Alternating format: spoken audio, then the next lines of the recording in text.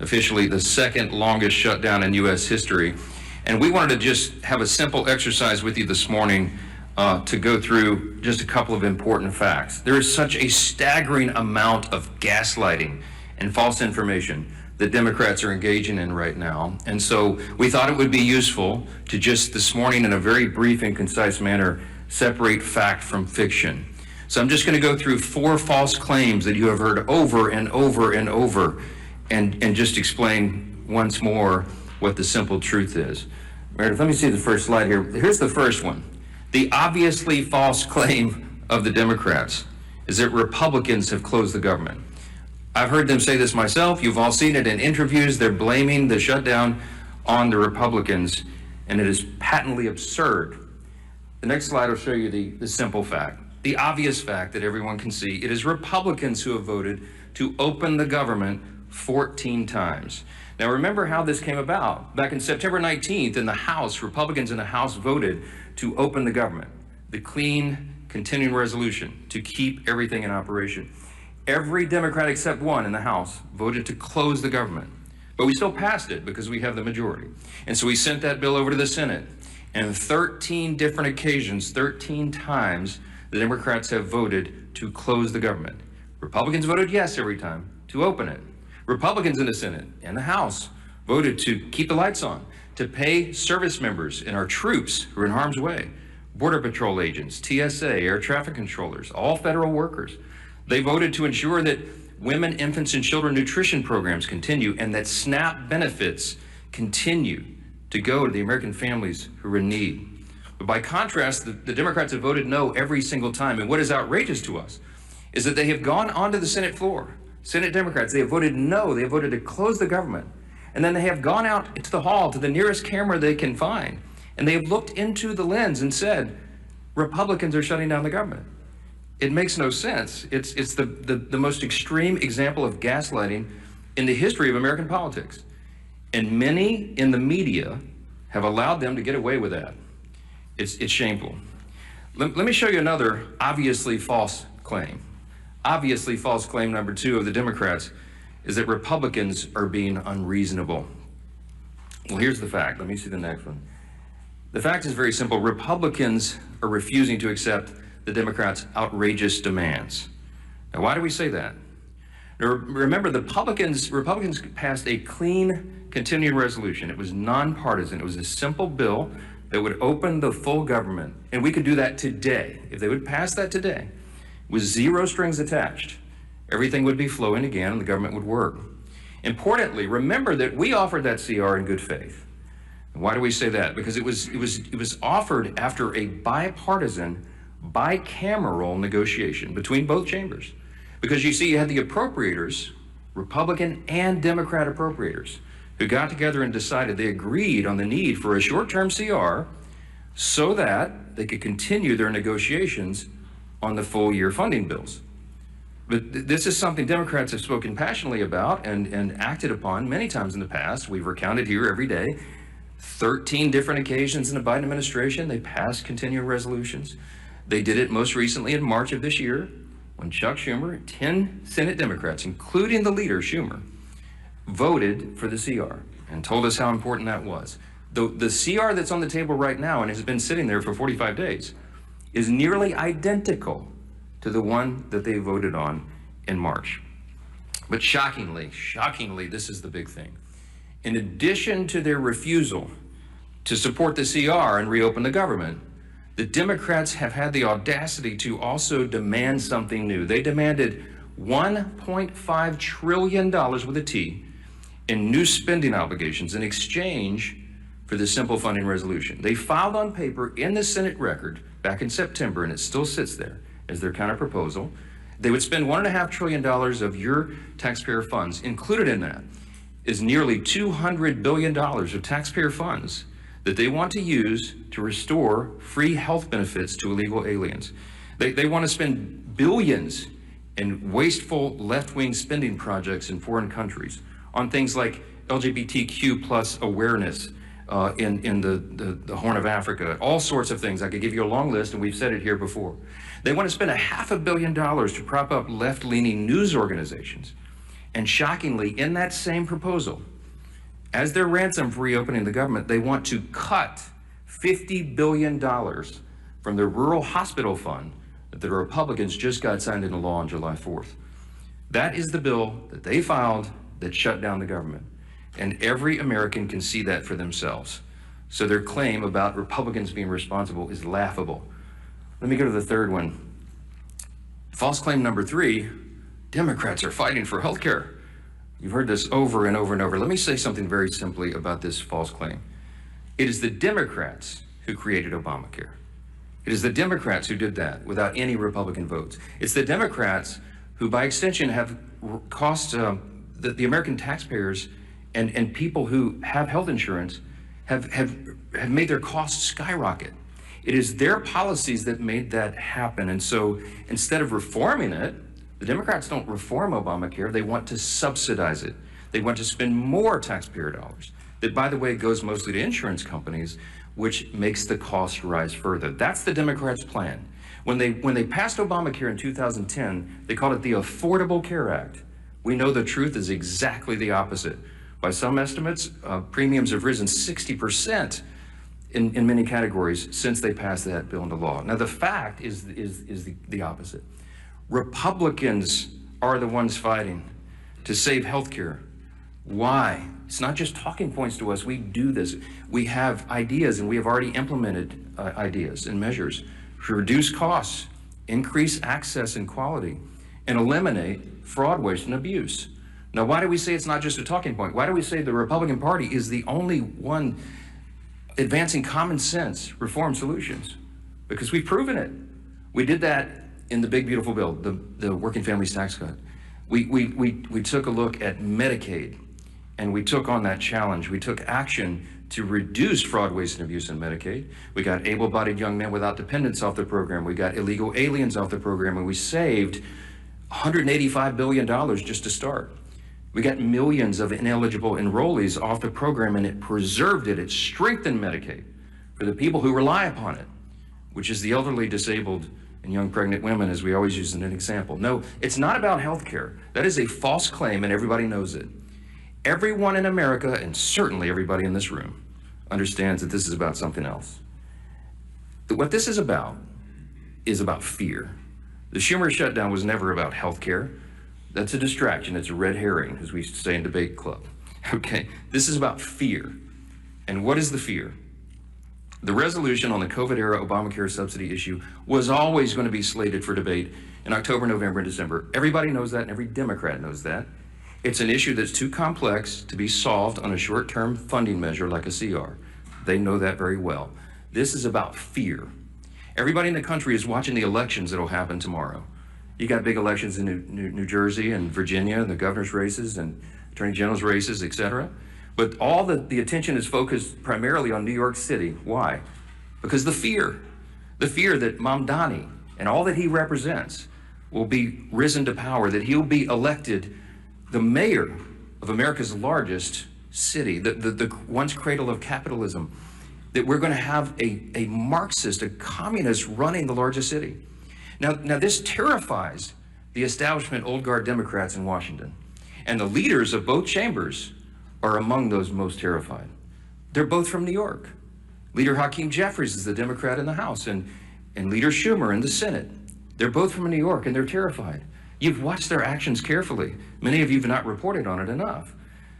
Poor Hakeem Jeffries had to finally, he was forced to endorse Mamdani. And he's terrified that he now owns the results of that.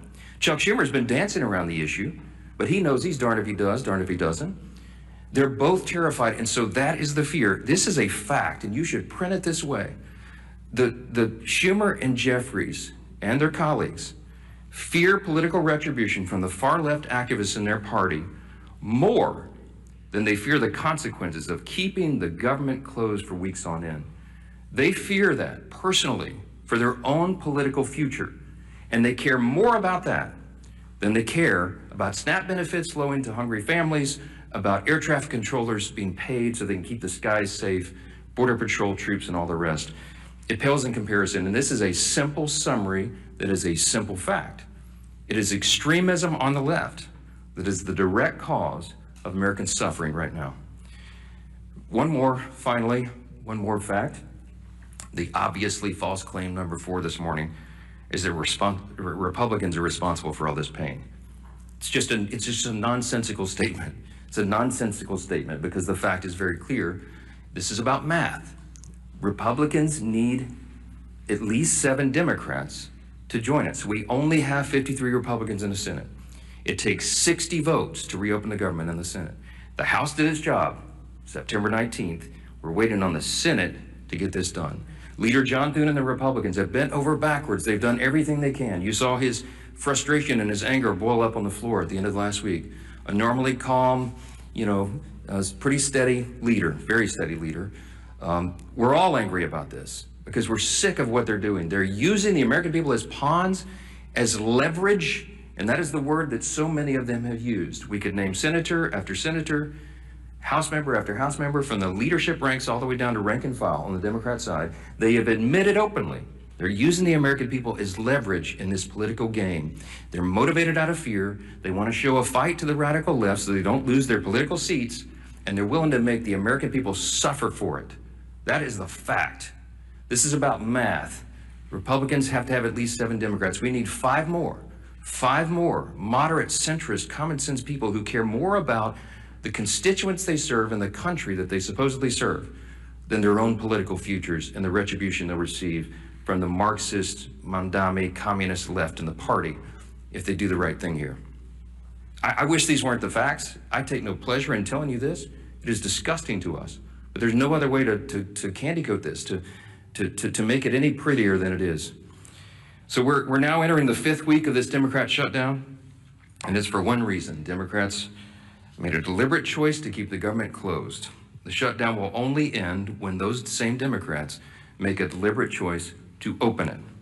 The entire country is calling and waiting on just 5 more Senate Democrats to come to their senses and do the right thing. We are pleading with them to do so. This is not a game. The solution is sitting right in front of them. Pass the clean CR, end this madness, and open the government. You'll hear next from our majority leader in the House, Representative Steve Scalise. Thank you, Mr. Speaker. As the Democrats continue to impose suffering on the American people, and by the way, that's their term, they've continued to talk about real suffering that they know they're causing. Again, they say to get leverage over what they still can't articulate. But as Democrats continue to impose this suffering, their attempts to mislead the American people are working overtime. The Speaker laid out a number of those statements that Democrats have made over and over again to try to mislead the American people. And it doesn't just end there. Over the weekend, Chuck Schumer tweeted out, quote, "Republicans have done everything in their power to raise your health care costs and kill SNAP for millions of hungry Americans." Now, Chuck Schumer knows good and well what he said there is not only misleading, it's patently false. I try to give it Pinocchio awards, but I don't want to associate the character Pinocchio with Chuck Schumer in that statement. Let's start with the first half of what he said there. Raising healthcare costs. Who is the party that's done that? The healthcare law of the land, and not sure if Chuck Schumer's been updated on the law, but Obamacare is the law of the land in healthcare. And we can all go look at the votes going back the last 10 years. It's been partisan votes all the way through for Obamacare. They called it, as the Speaker said, they named it the Affordable Care Act. It's been anything but. Costs for families are up over 80% in their premiums because of Obamacare. And what have they tried to do over and over again? They've tried to mask the cost. They haven't tried to work with Republicans to fix it. They've tried to mask the cost. Hundreds of billions of dollars of bailouts to insurance companies. Not helping families get better options. Democrats have never cared about that. And in fact, when we, as we pointed out multiple times, passed provisions in the Working Families Tax Cuts, the cost sharing reductions, that were scored by CBO to lower premiums by double digits for families. It passed the House, and it was Democrats who worked overtime to get that removed in the Senate. They are still bragging about it today on the Democrat Budget Committee's website, that they removed a provision that would have lowered premiums for families. So who is it that's raising costs for families? Of course, it's been Democrats every step of the way, and the only thing scored by CBO to reduce premiums on families that have passed either house, the Democrats worked overtime to get that removed. The other half of that, he talks about SNAP. And of course, we know there have been votes in the House and Senate to save the SNAP program from cuts, from being zeroed out. It's called the Clean CR. Passed the House with Republican-only votes, primarily, with Democrats uniting to try to kill it, but luckily we have the majority in the House, and you go over to the Senate, and we know they have a 60-vote requirement, and Democrats have over and over and over again voted in lockstep with Chuck Schumer to block SNAP benefits. There is a vote you can go look at every day that they've taken that vote that would have opened the government, fully funded SNAP, or shut it down. And it's Republicans who are voting yes, and it's Democrats who are voting no. And Chuck Schumer's been leading that charge. And then he votes no to kill the SNAP program, to create tremendous uncertainty, to create millions of hungry Americans, to use his own word. Chuck Schumer has voted to put those millions of hungry Americans in that situation. And then he walks out to the microphone, as the speaker said, and then he tries to blame it on somebody else. People are sick and tired of it. We're surely sick and tired of it, but the American people are suffering, to use the Democrats' term, while those same Democrats that impose the suffering are going out and trying to mislead and lie to the American people and blame somebody else for the very votes they cast. It is votes in Congress that have caused a government shutdown. That's why we're here. You either vote yes to open the government or you vote no to keep it shut down. And the votes are public record. And the same people that are voting to shut down the government, to deny food to families, are then walking out and trying to lie to the American people and blame somebody else for their actions. The American people won't have it. The American people will not be lied to. It's time that Chuck Schumer and his Democrat colleagues end this madness. Let's open the government back up again and get to a negotiation on the differences we have. Our whip, Tom Emmer.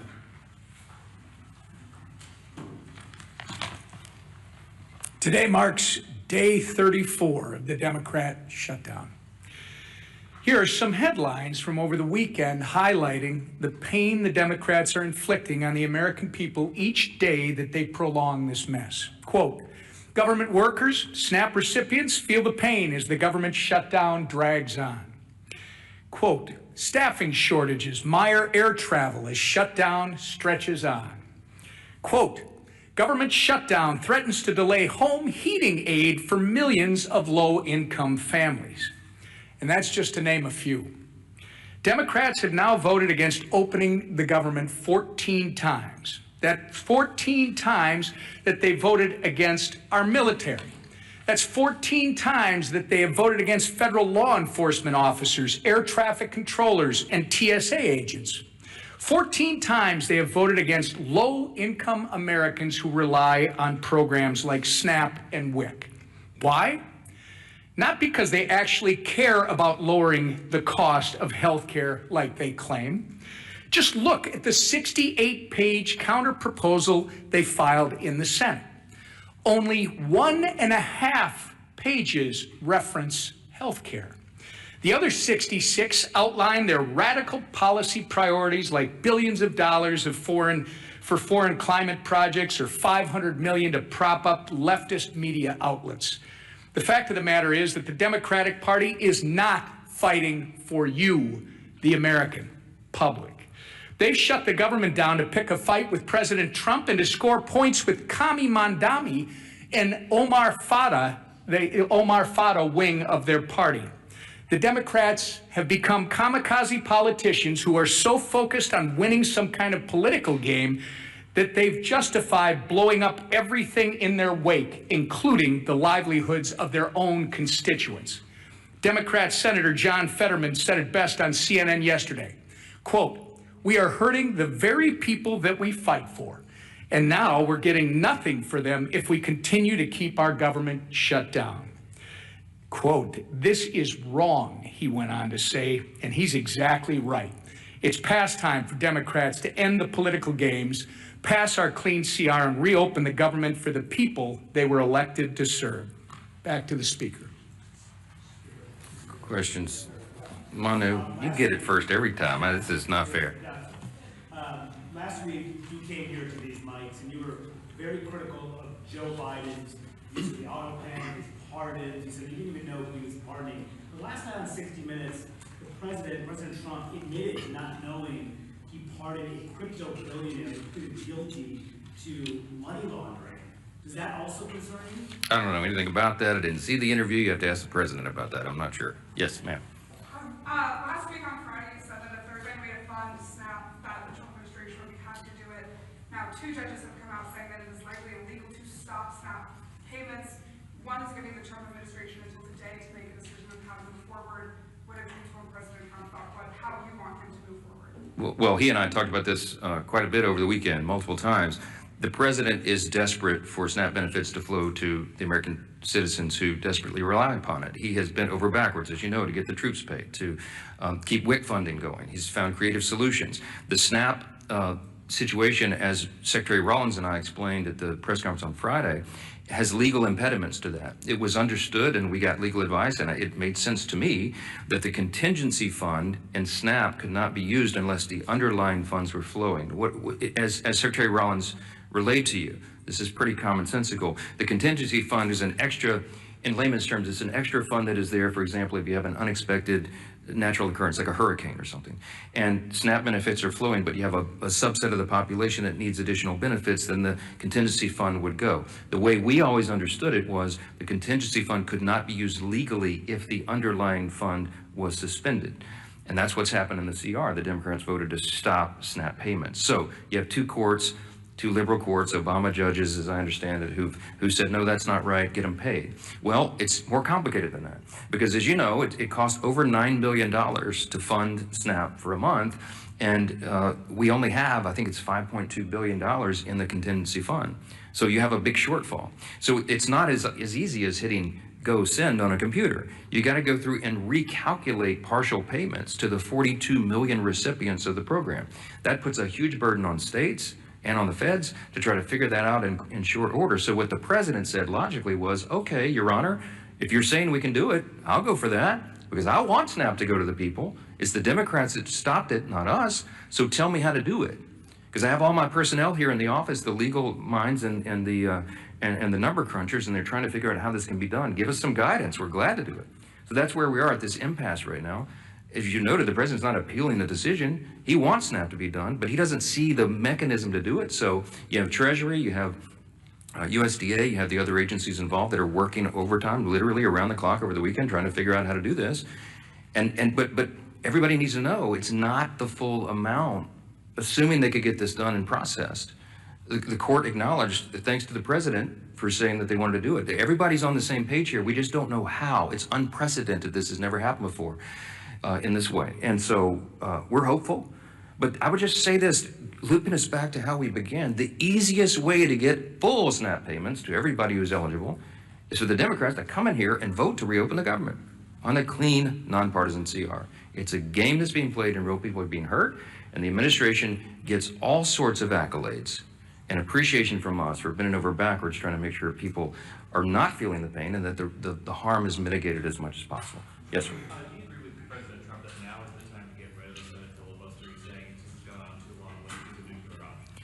So I talked to the president multiple times over the weekend, I mentioned, and of course the filibuster came up. This is a Senate matter. It has nothing to do with the House. Everybody wants to know what my opinion is. I mean, my opinion is irrelevant. I understand desperate times call for desperate measures. I also understand that traditionally we've seen that as an important safeguard. I mean, I obviously shared my thoughts with the president on that. As much as I have wanted to blow up the filibuster sometime as a House member when we were not getting what we wanted done in our agenda, I hear my Senate Republican colleagues, some of the most conservative people in Congress, who say it's an important safeguard. It prevents us. It holds us back from the Democrats' worst impulses. What would the Democrats do if they had no filibuster impediment, no speed bump at all? They've already told us.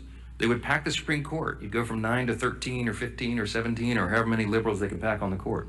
You would have D.C. and Puerto Rico be made into states, which would give 4 additional Democrat senators there in the count and make us a permanent minority. I guess that would be their calculation. You would see massive restriction of the Second Amendment rights. You'd see them federalize elections so they could take over and manipulate things in the red states. I mean, there's a lot of abuses that could come.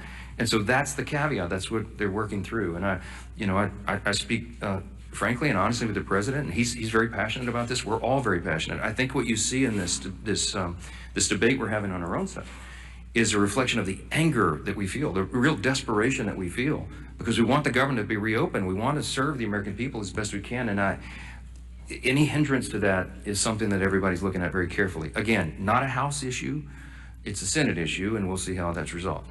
Chad. Good morning. Hasn't the ship sailed on the CR? November 21st, that's 18 days. Isn't it time to do something with this thing? We're very mindful of the calendar. We're very frustrated by that. It's part of the reason we're so angry about this, because they're eating up the clock, and the Democrats know how much more we have to do here this year. But we cannot do it if the government's not opened and not serving the people. And so this is a very important matter. It's something that we're giving all of our attention to. Our leaders will go and meet on the calendar right now. We watch it every day. But the simplest way to get all these issues resolved, healthcare, everything else, to get it all finished up for the year, is for them to reopen the government and make sure people are not hurting, instead of Democrats over here playing political games to cover their own backside. I hope the election tomorrow is a change, a sea change in all this. I hope that after everybody votes and they go in their room and they make the calculation that, well, maybe we won't have to hold that line anymore. Maybe they won't punish us. Maybe it won't affect turnout in our states in these elections. Maybe after tomorrow they'll come to their common senses again and do the right thing. We certainly pray that is true. And Republicans will be on the job every single day, serving our constituents, helping guide them through the chaos that the Democrat shutdown has created, and praying that they do the right thing and stop making the American people suffer because of this nonsense. Thank you.